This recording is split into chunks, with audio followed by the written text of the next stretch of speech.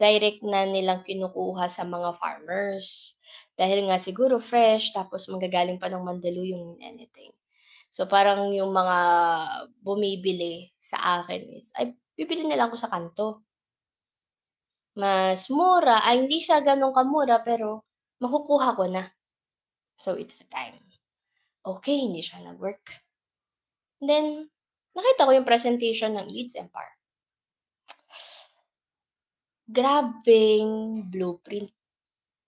Tapos, meron na ring sistema na kapag bago ka, may trainings ka na undergo na on your face. Kasi based sa face mo, sa facing mo. Kasi online siya lahat. Online lahat. As in online. Pwedeng-pwede mo siyang gawin kahit may trabaho ka. Kumbaga, pwede siyang idagdag. So, another source of income.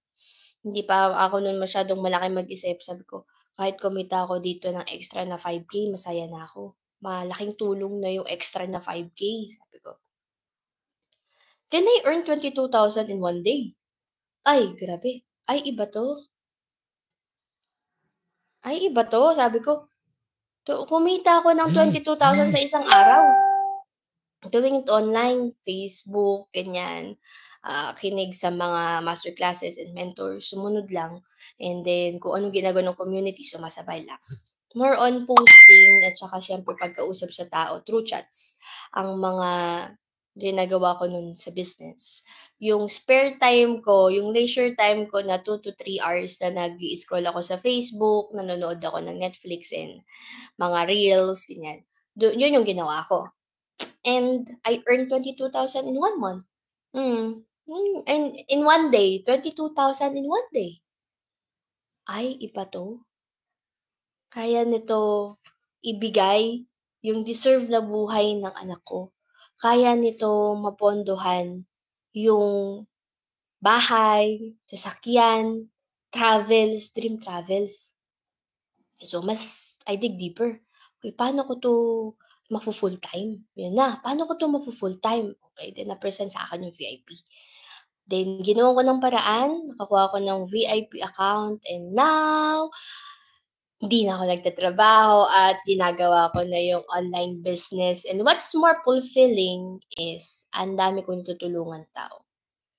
Kasi in this business, the more na marami kang natutulungan na tao, the more kang yumayaman. Sa employment kasi, sa experience ko, I also handle projects.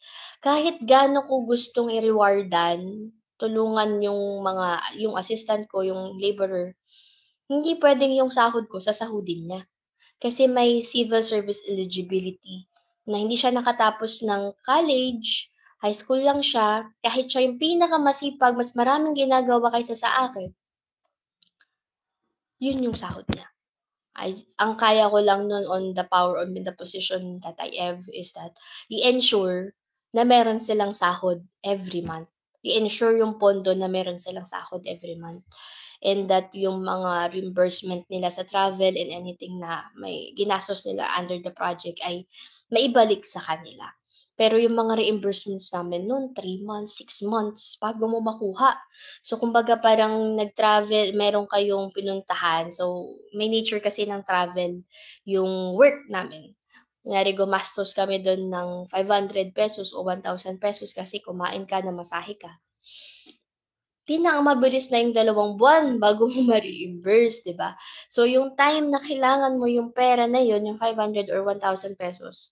Kasi real talk sa employees kahit nga ₱20 na hinihinging abuloy sa 'pag may namatay sa office. Medyo masakit na sa bulsa yun.